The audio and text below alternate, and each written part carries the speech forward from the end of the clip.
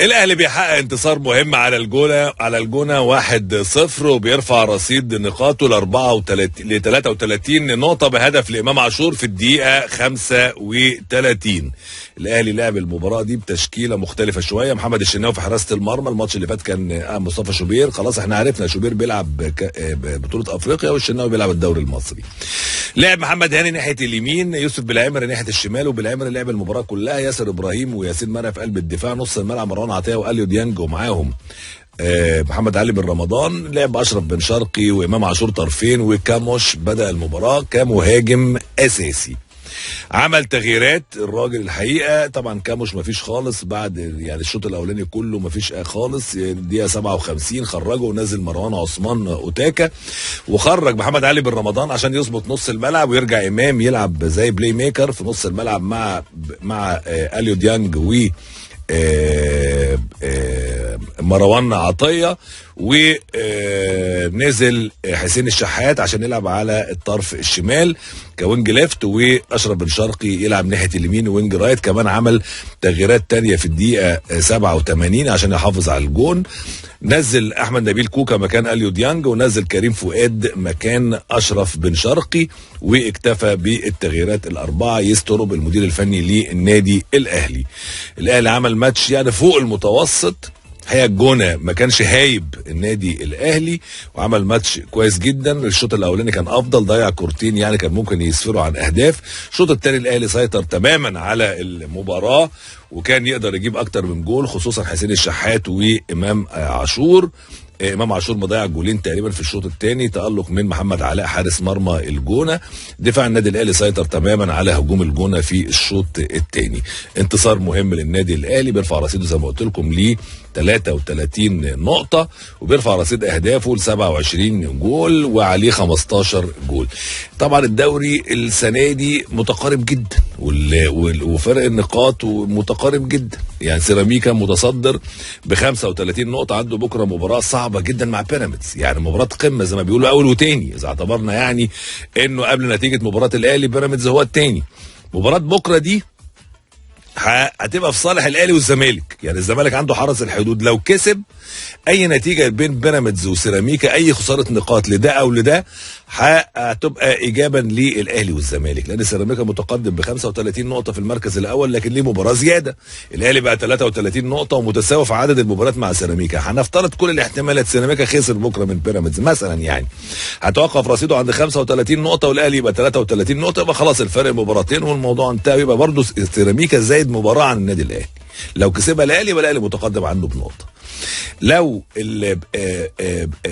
بيراميدز كسب زي ما بنقول هيبقى 34 نقطه، يبقى متقدم على الاهلي بفرق بونت واحد فقط ونفس رصيد المباريات. ولو كسب الزمالك هيتقدم على الاهلي بفرق بونت واحد وبنفس رصيد المباريات. اما لو اتعادلوا، دي النتيجه المثلى للاهلي والزمالك سيراميكا وبيراميدز، هيبقى سيراميكا 36 نقطه وليه ماتش زياده، وهيبقى بيراميدز 32 نقطة، والأهلي يبقى تفوق عليه في فارق النقاط لأول مرة يمكن هذا الموسم، ويبقى بيراميدز 32 نقطة والأهلي 33 نقطة. طبعا فوز الزمالك هيضعه في المركز الثاني وقتها، والزمالك عنده مباراة مع حرس الحدود. النهارده مباراة الأهلي والجونة. إذا اتكلمت على اللعيبة، إمام عاشور طبعا متألق، ودي كالعادة امام عمل الموقف اللي عمله ده وخلاص وخد العقوبه بتاعته، والراجل بيثق فيه جدا، يسترب واعتمد عليه النهارده المباراه كلها، لعبت 90 دقيقه. يعني هو دايما بيقول عليه لعيب كبير ولعيب مهم، والمفترض انه يتعلم من اخطائه ومش هقعد طول الوقت اعاقبه. الموضوع بالنسبه له انتهى، هو بيتكلم كده المدير الفني للنادي الاهلي. انما كاموش لا يزال علامه استفهام ولوغاريتم كبير. النهارده كوره واحده جات له بدماغه وحطها في نص الجول، ومسكها محمد علاء حارس المرمى طلعها يعني.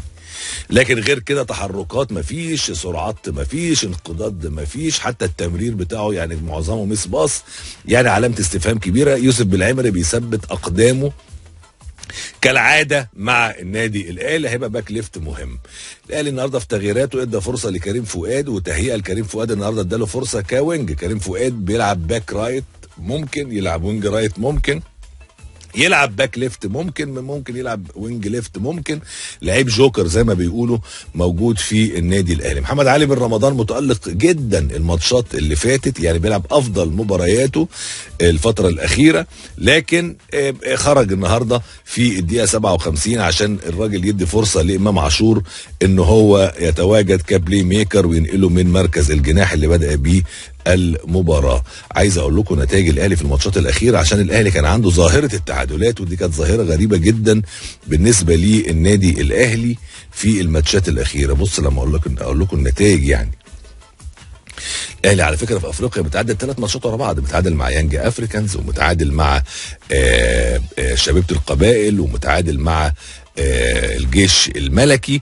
وكانت ظاهره يعني جمهور الاهلي كان متضايق من هذه الظاهره في الفتره الاخيره، ومتعادل حتى مع البنك الاهلي في الدوري. كان في كده ظاهره تعادلات في النادي الاهلي، بيكسرها النهارده بالفوز على الجونه. يعني الفوز المفترض كان يبقى اكتر من هدف، لان الاهلي كان افضل فعلا في هذه المباراه، انما اكتفى بهدف واحد فقط على حساب فريق الجونة. على المستوى التحكيمي المباراة مشيت بشكل جيد، امين عمر النهارده سيطر تماما على المباراة، بعض الاحتكاكات كده البسيطة اللفظية بين اللعيبة سيطر عليها تماما، وادى انذارات سواء في الجونة او للنادي الاهلي، ما كانش فيه اي مشاكل تحكيمية.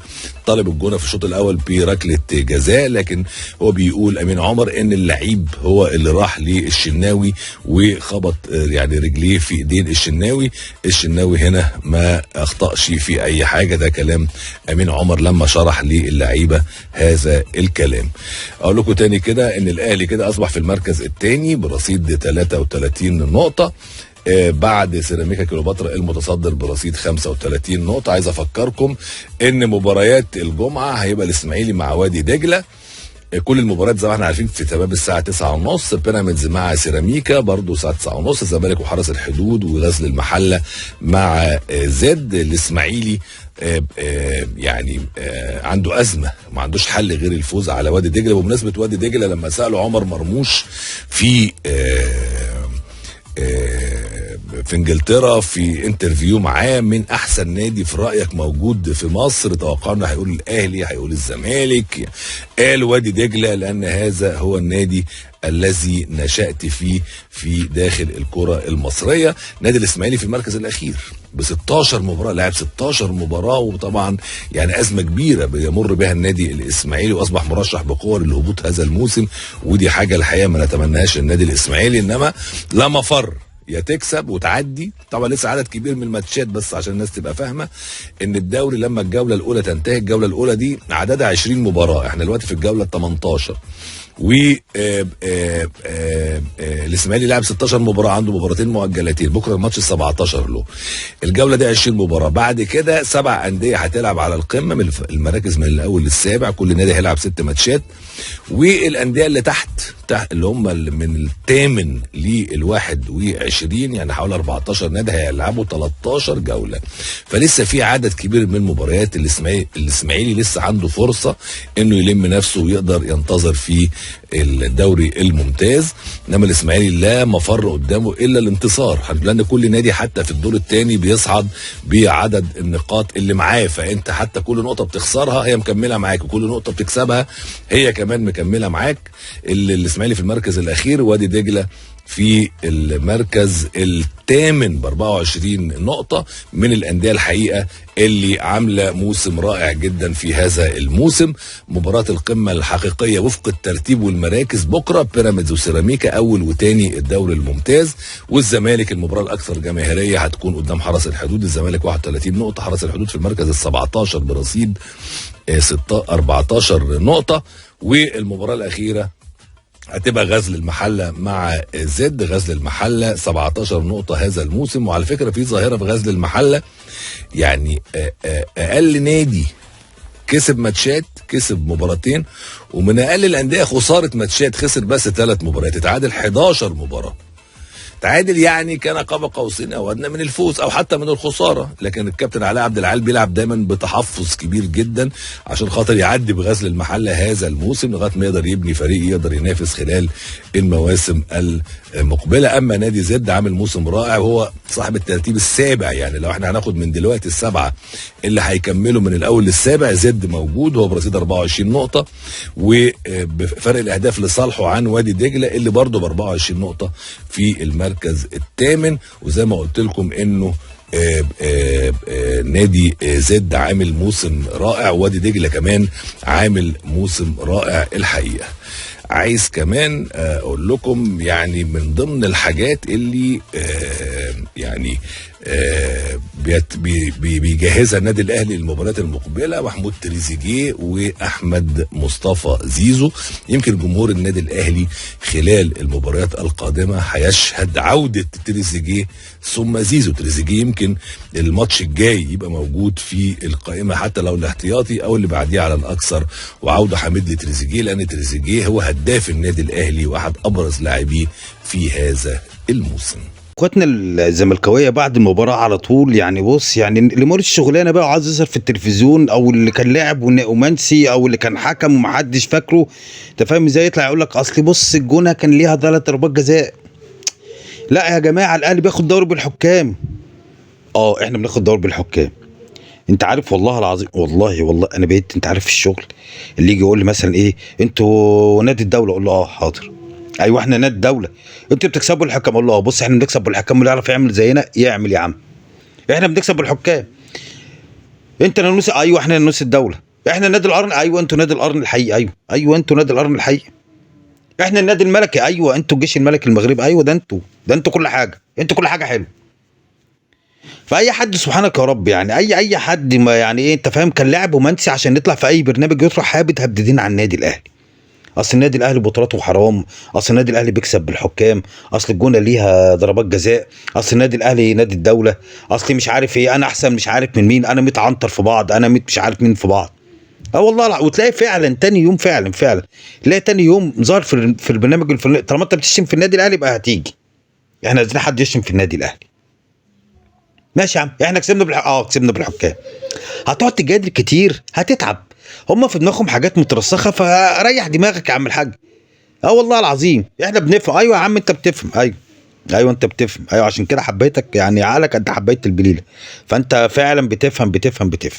فالواحد بقى يكبر دماغه من القصه دي، يعني يجي يقول لك احنا النادي الملكي، انت النادي الملكي، احنا اكتر ناس بتفهم، ايوه انتوا اكتر ناس بتفهموا، ايوه صح، ايوه احنا البطوله عندنا ب10 من عندكم، ايوه صح، ايوه انتوا بطولاتكم بالحكام، ايوه احنا بطولات بالحكام، ايوه يا عم الحاج، عايز ايه تاني؟ افريقيا مش عارف ايوه يا عم الحاج، ايوه اصل عيسى حاتم لما مشي برضو ما خدناش دوري ابطال افريقيا، خلاص ماشي، ايوه احنا عيسى حاتم كان مظبط الدنيا، ولما مشي سلم الرايه الراجل اسمه ابا احمد ده، ولا مش عارف اسمه ايه ده، وبعد كده لما مش عارف اسمه احمد ده الراجل، مش عارف اسمه ايه ده، وبعد كده لما الراجل اللي هو الموريتاني ده مشي وسلم الرايه المتسبي، فاحنا برضو بناخد البطوله، فقال له خد بالك من النادي الاهلي عشان النادي الاهلي ياخد البطولات دي. فالواحد يعني الواحد بيكبر دماغه، والله العظيم الواحد بيكبر دماغه. زي برضه سبحانك يا رب يعني حاجه ما لهمش فيها، يعني الناس بتوع البليله دول وربنا يعني الواحد بيتخنق منهم، عشان كده بيتمنى لهم الوحش ان هو النادي بتاعهم يقفل او ينزل درجه ثانيه. انت ليك حاجه بمباراه الجيش الملكي المغربي؟ انت ليك في حاجه؟ انت ليك فيها حاجه؟ انت بتلعب في بطوله مراكز الشباب، عادي يا عم خليك في مراكز الشباب بتاعتك. اللي قطوه دي اللي انت هتلعبوها ولا عمر حد سمع عنها، وبتقولوا اقوى من دوري ابطال افريقيا، عادي يا عم الواحد مريح، ما انت تاخد العبيط على قد عقله. ليه؟ بص عايزين يعني حرمان النادي الاهلي من جمهوره، لازم كل واحد يطلع يقول لك حرمان النادي الاهلي حلو. يا عم انت مالك يا عم خليك في حالك انت. المهم يا سيدي، الكابتن سيد عبد الله، الكابتن وليد صلاح الدين نبه على اللعيبه مفيش حضور اي دوره رمضانيه، ولا المشاركه فيها، ولا افتتاح، ولا تقول لي اصل اخويا بيجامل ولا انا بجامل، وانا لا يا باشا مفيش الكلام ده. اي واحد هيصرف اي دوره رمضانيه معلش مش هيمسح على البرنامج الغذائي اللي احنا عاملينه، معلش يعني غرامه ومش اقل من 1,000,000 جنيه، يعني بسم الله الرحمن الرحيم كده 1,000,000 جنيه. ما جيش تقول لي انا بروح اجامل فلان ولا علان ولا ترتان، مفيش الكلام ده، مش هسمع ومش هعتمد. واضحه. ده كان كلام كابتن وليد صلاح الدين.